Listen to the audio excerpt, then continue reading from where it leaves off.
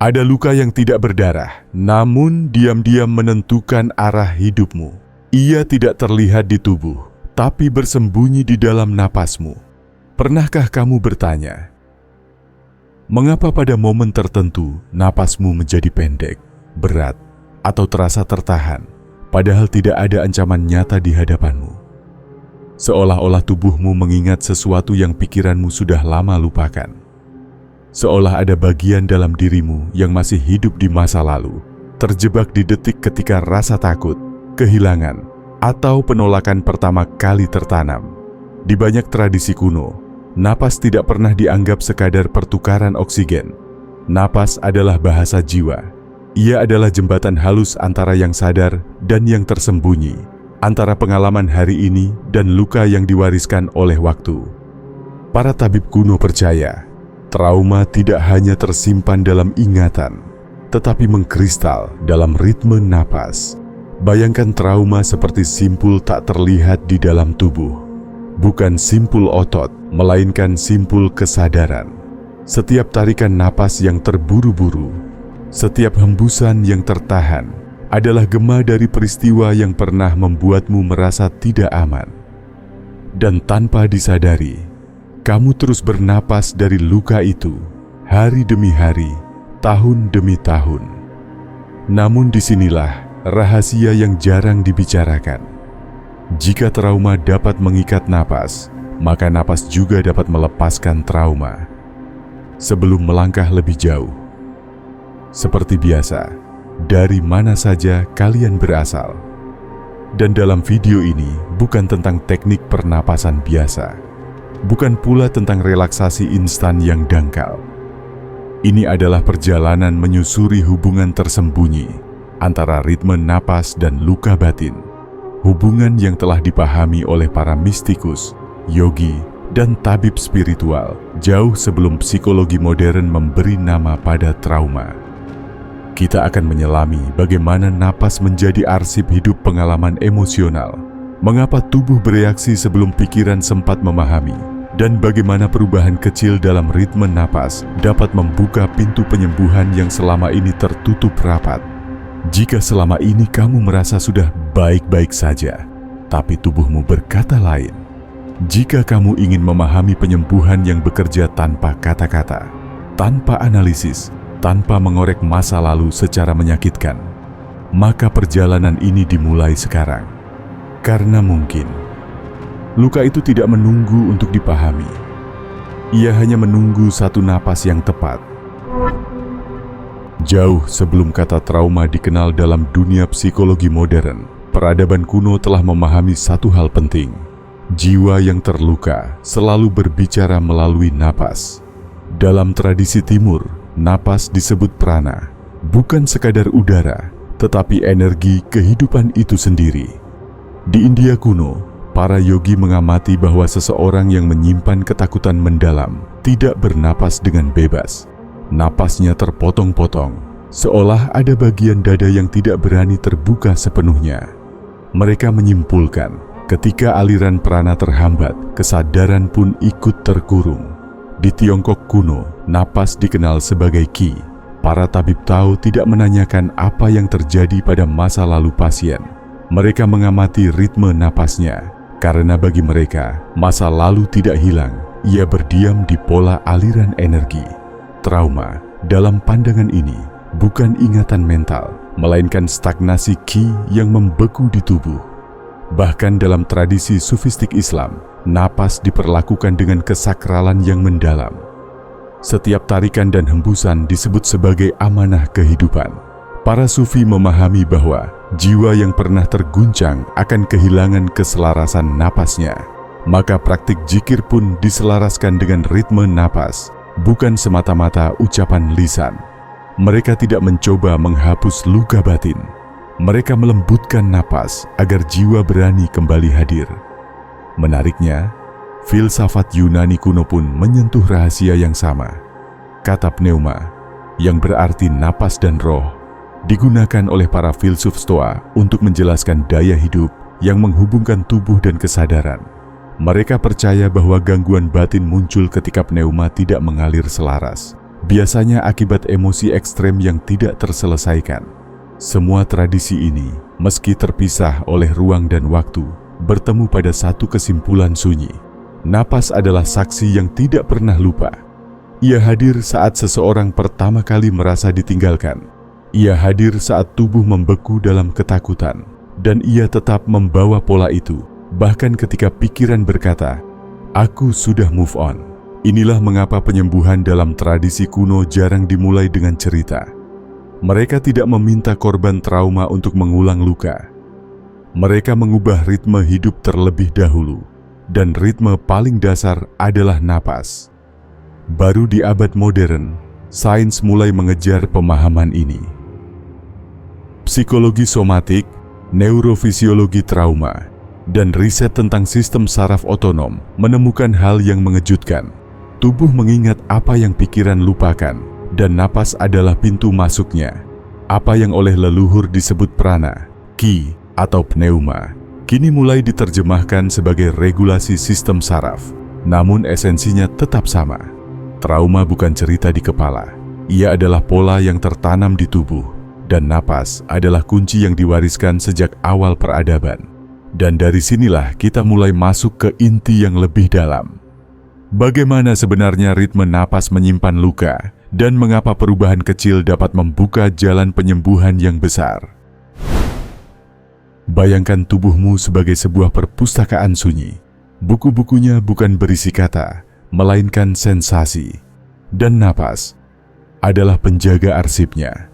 Setiap kali seseorang mengalami peristiwa yang terlalu berat untuk dicerna, ketakutan mendadak, kehilangan yang menghantam, rasa tak berdaya, tubuh melakukan satu hal purba, bertahan hidup. Pada saat itu, sistem saraf tidak bertanya, apa maknanya? Ia hanya bertanya, aman atau tidak? Disinilah napas berubah. Napas menjadi cepat, dangkal, atau justru tertahan. Bukan karena kebiasaan, tetapi karena strategi. Tubuh belajar, jika aku bernapas seperti ini, aku bisa bertahan. Masalahnya, tubuh tidak tahu kapan bahaya telah berakhir. Ia hanya mengingat pola yang pernah menyelamatkannya. Maka trauma bukanlah luka yang terus berdarah. Ia adalah napas yang tidak pernah kembali normal. Banyak orang merasa hidupnya baik-baik saja, namun selalu ada ketegangan halus di dada, atau napas yang seakan berhenti tepat sebelum penuh, atau hembusan yang terburu-buru, seolah waktu selalu mengejar. Semua ini bukan kebetulan. Ini adalah memori tanpa gambar. Ilmu saraf modern menyebutnya sebagai respons sistem saraf otonom, khususnya dominasi mode fight, flight, atau freeze. Namun bahasa kuno lebih jujur. Jiwa yang pernah terancam tidak berani bernapas sepenuhnya. Perhatikan satu hal sederhana. Saat kamu merasa aman dan hadir, napasmu mengalir seperti gelombang laut yang tenang.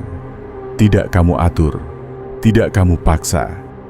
Tapi saat emosi lama muncul, cemas, malu, sedih yang tak jelas sebabnya, napas langsung berubah. Inilah bukti bahwa napas mendahului pikiran. Trauma bekerja dengan cara ini. Ia memutus hubungan antara kesadaran dan tubuh.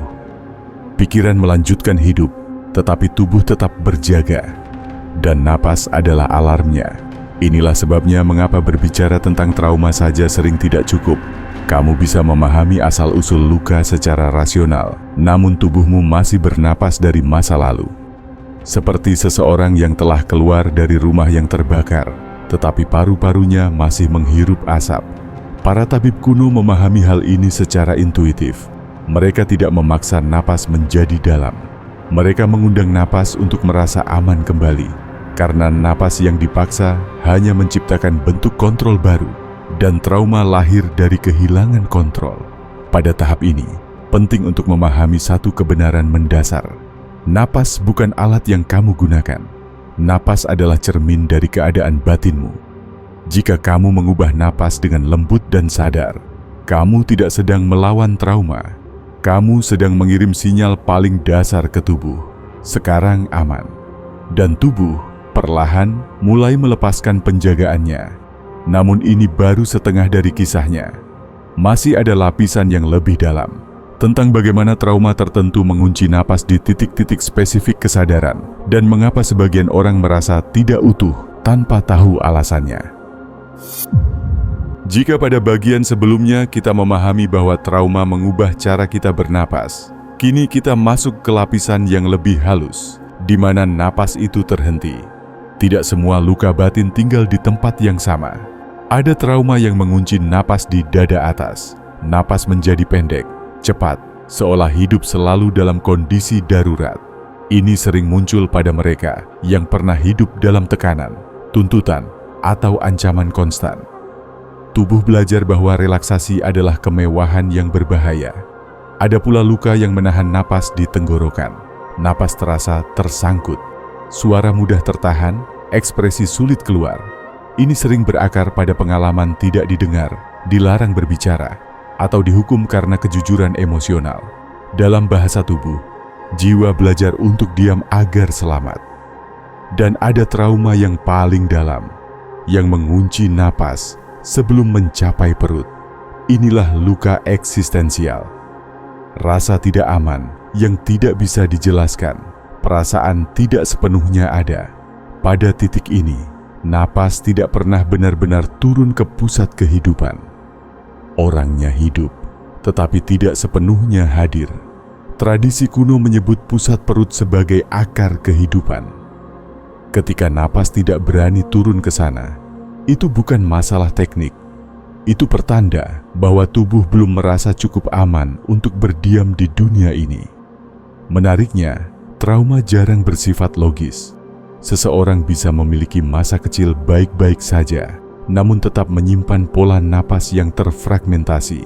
Karena tubuh tidak mencatat peristiwa, ia mencatat sensasi, nada suara, tatapan, keheningan, penolakan halus. Semua ini cukup untuk membentuk luka napas. Inilah paradoks penyembuhan. Kita mencoba menyembuhkan dengan pemahaman, padahal luka itu hidup di luar bahasa. Napas adalah satu-satunya jalur yang tidak membutuhkan cerita. Ia langsung berbicara pada sistem saraf, pada bagian paling purba dari diri kita. Ketika ritme napas berubah dengan aman dan perlahan, tubuh menerima pesan yang tidak bisa disampaikan oleh kata. Kamu tidak perlu berjaga lagi. Namun disinilah banyak orang keliru. Mereka memaksa napas menjadi ideal. Mengambil napas dalam-dalam tanpa mendengar apakah tubuh siap. Ini justru bisa memicu resistensi, kecemasan, atau rasa tidak nyaman. Karena trauma bukan sesuatu yang bisa dipaksa pergi. Ia harus diyakinkan. Penyembuhan sejati bukan tentang memperbaiki napas. Ia tentang membangun kembali kepercayaan tubuh terhadap kehidupan. Ketika napas mulai mengalir lebih dalam dengan sendirinya, itu tanda bahwa sesuatu sedang mencair. Bukan karena kamu berhasil mengontrol diri, tetapi karena tubuh mulai percaya bahwa saat ini berbeda dari masa lalu. Dan ketika kepercayaan itu tumbuh, perlahan-lahan, simpul lama mulai melemah. Bukan dengan ledakan emosi, bukan dengan katarsis dramatis, melainkan dengan kesederhanaan yang hampir tidak terasa. Satu tarikan napas yang tidak tergesa, satu hembusan yang tidak ditahan. Disitulah penyembuhan sejati sering terjadi, diam-diam. Namun pemahaman saja belum cukup. Pertanyaannya sekarang, bagaimana cara mengundang napas itu kembali dengan aman? Bukan secara teori, tetapi sebagai praktik hidup. Pada tahap ini, penting untuk melupakan satu ilusi besar, bahwa penyembuhan harus terasa intens. Trauma tidak dilepaskan dengan kekuatan, ia dilepaskan dengan rasa aman yang konsisten. Apa yang akan kamu lakukan bukanlah teknik untuk memperbaiki diri, melainkan undangan halus agar tubuh berani kembali bernapas penuh dengan caranya sendiri. 1. Ritual napas yang diizinkan 3-5 menit. Duduk atau berbaring dengan posisi paling nyaman. Jangan luruskan tubuh secara berlebihan, biarkan ia sedikit runtuh. Ini penting, karena trauma hidup dalam kewaspadaan. Sekarang, perhatikan napas tanpa mengubah apapun. Bukan memperdalam, bukan memperlambat, hanya menyaksikan. Setiap kali muncul dorongan untuk mengatur napas, katakan dalam batin, "Aku izinkan napas bernapas dengan caranya sendiri." Kalimat ini bukan afirmasi mental, ini sinyal keselamatan. Lakukan selama beberapa menit. Jika muncul rasa gelisah, hangat, atau ingin menarik napas lebih dalam, jangan ditahan. Jangan juga dikejar. Biarkan terjadi. 2. Hembusan yang melepas, bukan tarikan yang dipaksa. Kesalahan paling umum adalah fokus pada tarik napas. Padahal trauma lebih takut pada hembusan. Tarikan memberi energi, hembusan memberi pelepasan. Cobalah ini. Hembuskan napas sedikit lebih lama dari tarikan. Tidak dramatis. Bahkan 1 detik lebih lama sudah cukup. Bayangkan setiap hembusan seperti meletakkan beban ke tanah. Tidak dibuang, tidak dihancurkan, hanya diletakkan. Tubuh mengenali bahasa ini. 3. Sentuhan kesadaran, grounding halus. Letakkan 1 tangan di dada, 1 di perut. Bukan untuk mengontrol, tapi untuk menghadirkan saksi. Trauma sering bertahan karena merasa sendirian. Sentuhan sederhana memberi pesan, "Aku di sini bersamamu." Jika napas belum turun ke perut, tidak apa-apa. Keinginan agar napas seharusnya turun adalah bentuk tekanan halus. Penyembuhan tidak butuh target. 4. Waktu terbaik saat emosi kecil muncul. Jangan menunggu saat runtuh. Latih ritual ini ketika muncul ketidaknyamanan ringan, sedikit cemas, jenuh, atau gelisah tanpa sebab. Di momen inilah sistem saraf paling mudah belajar pola baru. Seperti melatih pintu agar tidak selalu terkunci hanya karena angin kecil. 5. Tanda-tanda pelepasan. Jangan salah tafsir. Menguap, air mata tanpa cerita. Getaran halus, tarikan napas spontan yang lebih dalam. Ini bukan gangguan. Ini bahasa tubuh yang sedang melepas. Jika ini terjadi, jangan dianalisis. Penyembuhan yang dianalisis sering berhenti mengalir. Yang terpenting untuk diingat, napas tidak menyembuhkan karena tekniknya, tetapi karena kehadiranmu di dalamnya. Konsistensi kecil lebih kuat daripada latihan ekstrem. 3 menit setiap hari jauh lebih dalam daripada 1 sesi panjang yang dipaksakan. Dan pelan-pelan, tanpa kamu sadari, tubuh mulai belajar 1 kebenaran baru, bahwa hidup ini mungkin aman untuk dirasakan kembali. Namun sebelum kita menutup perjalanan ini, ada 1 hal penting yang perlu ditanamkan, agar semua yang telah dibahas tidak menjadi sekadar pengetahuan. Pada akhirnya, napas yang menyembuhkan luka batin tidak datang dengan suara keras. Ia tidak mengumumkan perubahan. Ia tidak menuntut pengakuan. Ia hanya kembali mengalir di tempat-tempat yang dulu terkunci. Kembali berani turun ke ruang-ruang yang dulu terasa berbahaya. Kembali menjadi saksi bahwa tubuh tidak lagi hidup sepenuhnya di masa lalu. Kita sering berpikir penyembuhan berarti menghapus luka. Padahal yang benar adalah mengakhiri kewaspadaan yang sudah tidak diperlukan. Luka batin tidak ingin dilawan. Ia ingin didengarkan melalui bahasa yang ia pahami sejak awal, napas. Ketika napas menjadi lebih lembut, bukan berarti hidup akan selalu tenang. Artinya, tubuh tidak lagi menganggap setiap gelombang sebagai ancaman. Dan di sanalah kebebasan sejati mulai muncul. Bukan kebebasan dari emosi, tetapi kebebasan untuk mengalami emosi tanpa tenggelam di dalamnya.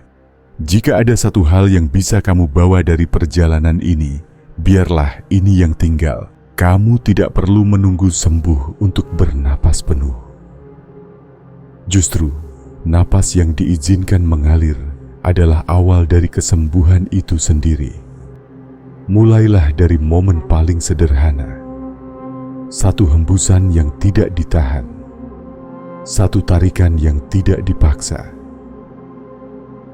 Disitulah tubuh mulai percaya lagi. Disitulah jiwa mulai pulang. Dan mungkin suatu hari nanti kamu akan menyadari bahwa luka yang selama ini terasa berat tidak pergi karena diperbaiki, tetapi karena akhirnya tidak lagi sendirian. Jika perjalanan ini terasa menyentuh sesuatu di dalam dirimu, jangan buru-buru melupakannya. Bawa ke napasmu hari ini. Biarkan ia bekerja tanpa disorot, tanpa diseret ke dalam pikiran.